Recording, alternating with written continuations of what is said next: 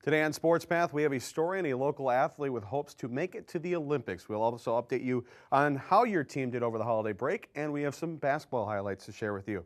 All this next on Sports Path.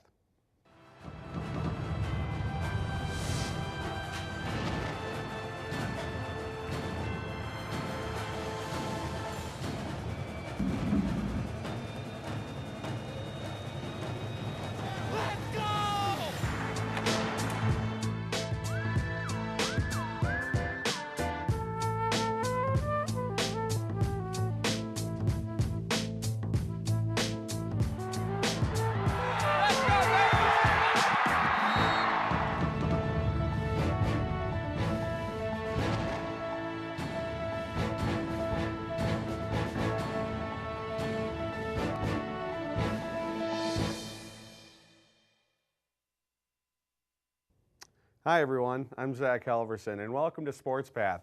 As you can see, I don't have a co-host, but I have you. Yes, you, the viewer. That is all I really need. Let's get this show rolling, shall we? We have some boys basketball highlights to share, and let's go to them and see who we got. Who is it going to be? Let's take a look. Mahtomedi, it is. Tartan, it is. Santa Claus, it's Christmas time. Everybody's cheering for their team. And what a beautiful setting. Mahtomedi's gym, absolutely unreal. And this game really had a slow start to it. You see, now just almost halfway through this half, it's only 8-5. This is a nice play by Payne as he drove the basket, but he was blocked. Now another nice shot by Keenan Belafont. Belafont, what a great name that is. Another nice, beautiful shot there. This time was Jermaine Board. And in response here from Mahtomedi, there's Sam Newman putting one up, 17-15, nice steal here.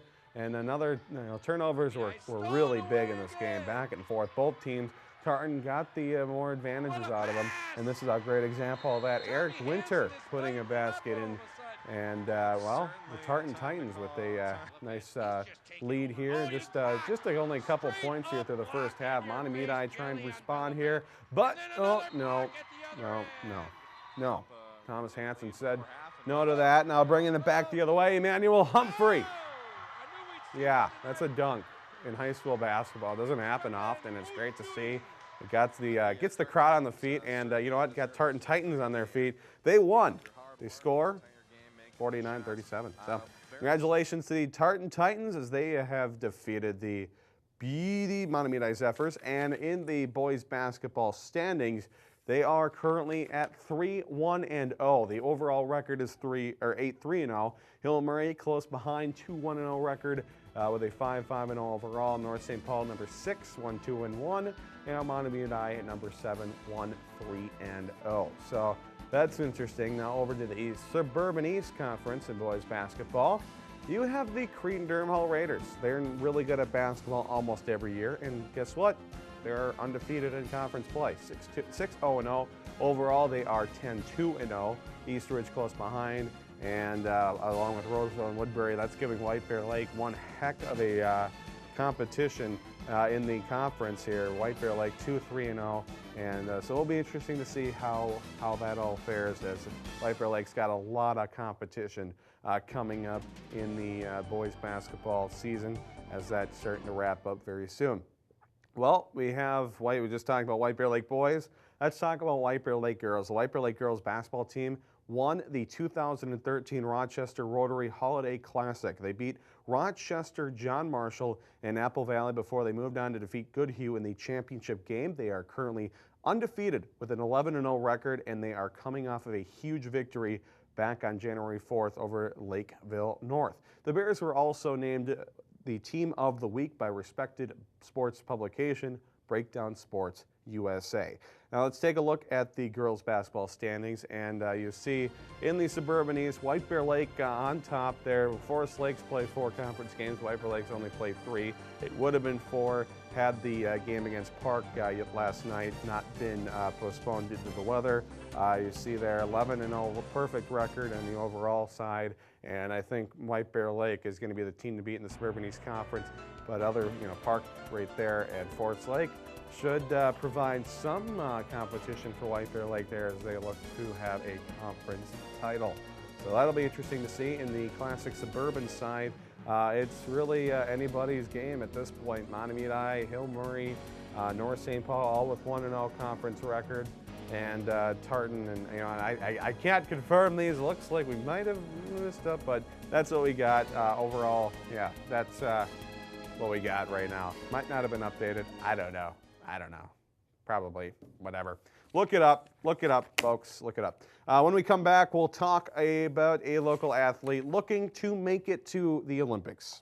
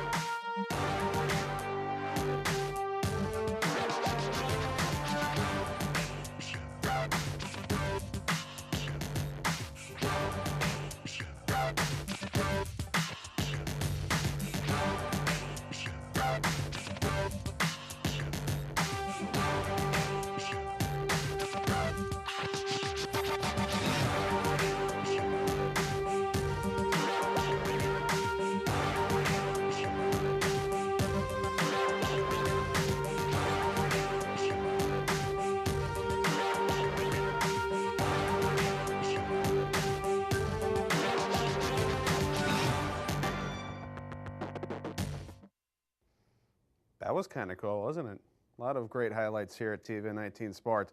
Another great highlight here at TV19 Sports is Dano Barrett. She is a North St. Paul native and a passionate speed skater, and she's looking to make it to the Olympics someday. She trains 4 to 6 hours a day, 6 days a week. That's exhausting just saying that. And our own Nick Anderson did a story on Dano Barrett just a few weeks before she left for the Olympic trials in Salt Lake City, Utah. My dream has always been to go to the Olympics. My parents have given up so much for me to be able to compete, and so much time and money, and like letting me go and do my thing and follow my dreams.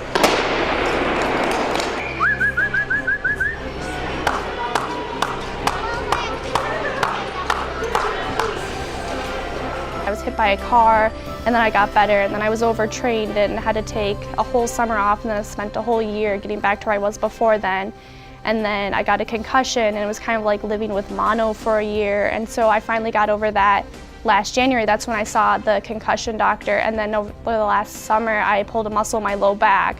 So I had to take a whole another month off of training, which is really hard going into an Olympic season. Like, you don't want to, because the summer months are the most important, so that's not when you want to be taking time off. I was terrible at speed skating when I started, actually. Like, I was last place all the time. I just loved the sport, and I grew up skating in Roseville outside, so you grow up just working on that ice all the time because it's windy and snowy, and it's just so much harder. And then when I was 15, actually right after I got hit by the car, I ended up moving to Milwaukee, and was training there the whole time, and I've been there ever since. And speed skating's hands down the hardest thing I've ever done. You skate in such an awkward position that you're building lactic acid from the second you start skating. So it's a very anaerobic sport all the time, versus if you're a runner or a cyclist, it's very aerobic and you can go for a long time. So we really incorporate a lot of different things because it's a very power-based sport too, so you'll do a lot of weightlifting, and then you have to have a very good aerobic system, and then a lot of anaerobic threshold going on. We do probably 6 hours of training a day, and then usually in the morning it'll be something a little more aerobic just to kind of wake up your system and get that going. And then we do strength training with jumps and weights 2 to 3 times a week too, and then just off ice we'll do technique work before every ice session. This is one of our skin suits that we skate in. They're made of rubber, so they're more aerodynamic, and they have mesh so you can move your legs a little better, but they're kind of goofy looking, but this is what helps us go fast, so we just have these all over our house now. These are our skates. The blades are anywhere between 16 to 17 and a half inches long, and they open up when you skate so that when you're pushing, when you're done pushing, your blade can keep going while you're pulling your foot back, so you have a longer push on the ice, and it just stays on the ice longer and helps you go faster. It's on TV this year for us, which is a huge deal. It'll be a lot of exposure for the sport. I try not to think about it too much just because I don't want to get nervous already. I mean, it's a little over 2 weeks away still, and we still have some pretty important prep work that needs to go in, and I'm ranked about 10th, and you need to be, I want to say, top 3 or 4. I'm leaving the 25th, and it's just like a big event. It's just a bunch of races, and they have all the distances, and then you just have like one shot at your distance, and they'll pick anywhere between the top 3 and 5 people to go for that distance.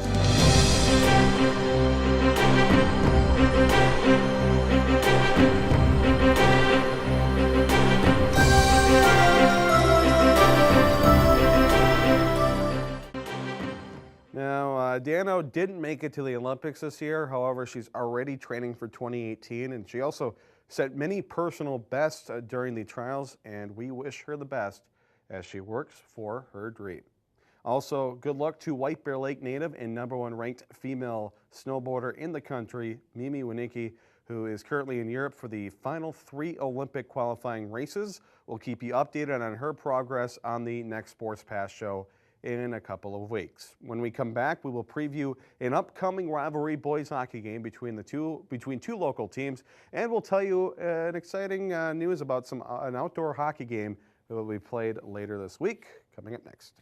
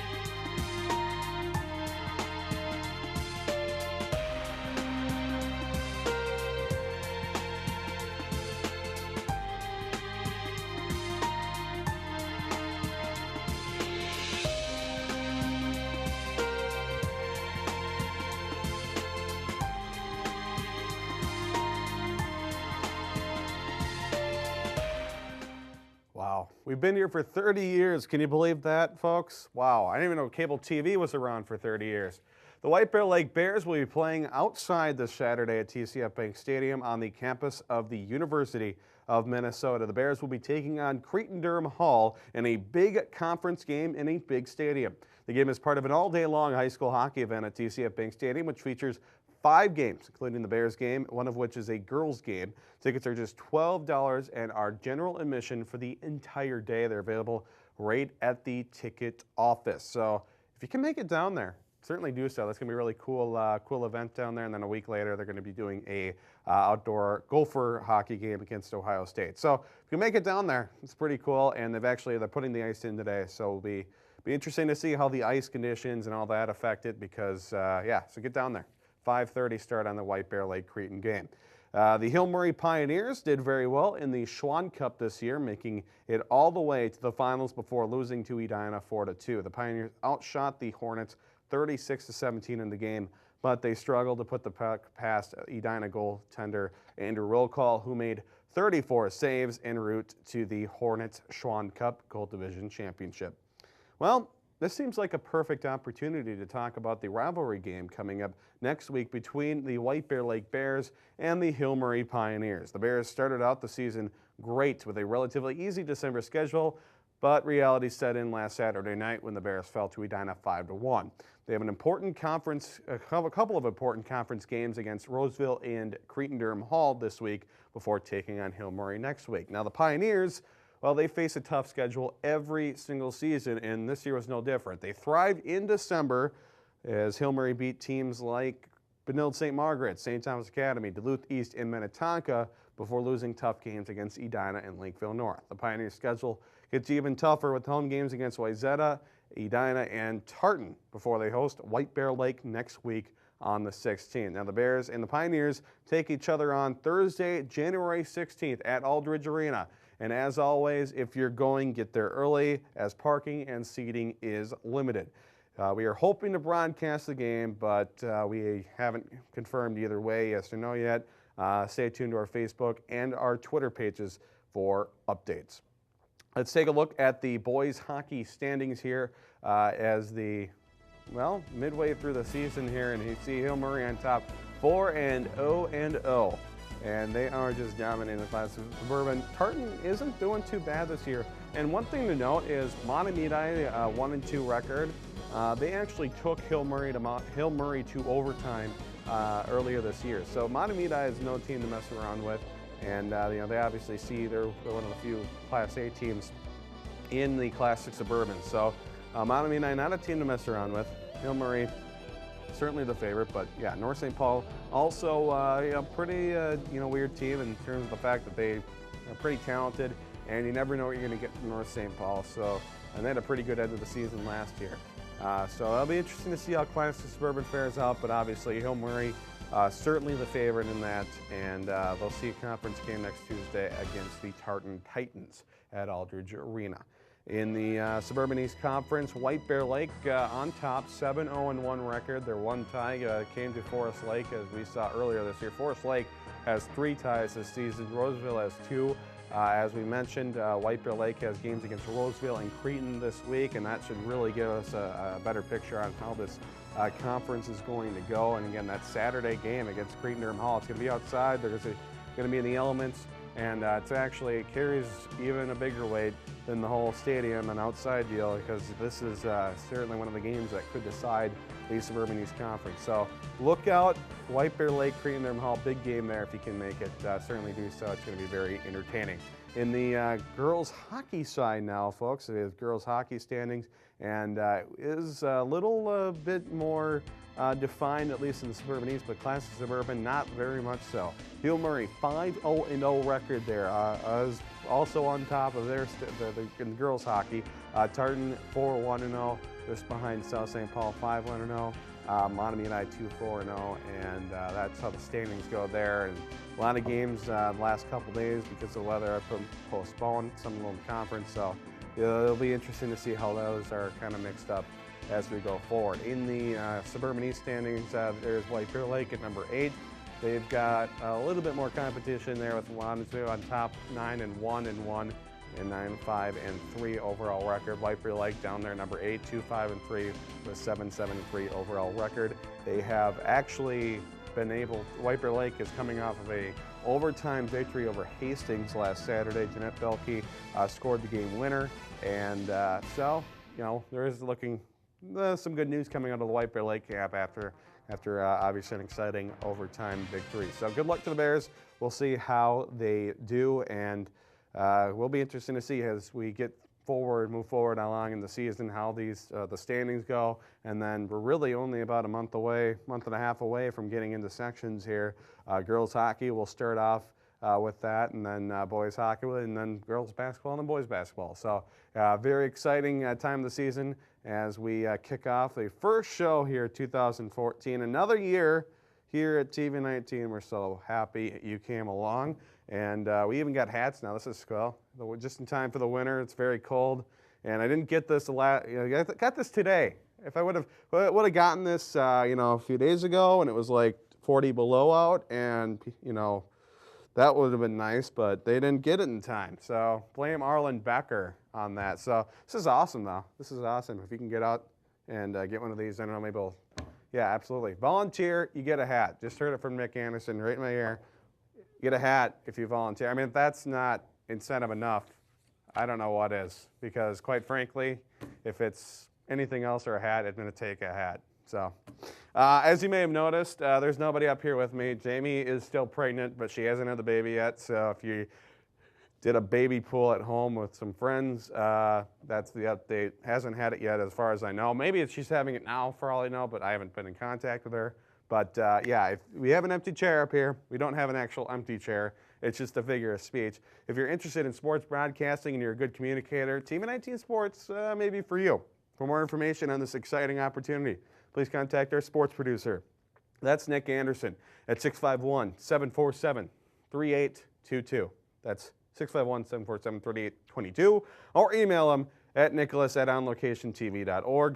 And guess what, folks? We're always looking for volunteers as well. Behind the scenes work. If you've ever taken an interest in filming things with a camcorder, perhaps running a video camera with other camera operators and a director may interest you. Whether it be running a camera, operating graphics, or even instant replay, you will love the fast-paced environment that is live television production. For information on that, call Arlen Becker at 651-747-3821. That's 651-747-3821, or email them at arlen@onlocationtv.org. Sorry, no CODs. That sounded like a pitch, didn't it? Actually, it was a pitch, but I don't think we're an infomercial yet. But we should get one for Sports Path. Note to the producers here, if we could do just promoting the show for a half hour. I don't know what we'd do, maybe best of, whatever. So hopefully your new year went very well. Hopefully everything went solid. And again, I'm a nice guy. I'm looking for a co-host. If you know anybody, let them know. Let them know. Give them a call. Send them an email. Tweet them. Facebook them. Whatever. Snapchat them. Whatever it is. So for the entire crew here or her, by the way, for our entire crew here at TV19 Sports, I'm Zach Halverson, wishing you a happy new year. We will see you very soon here on TV19 Sports.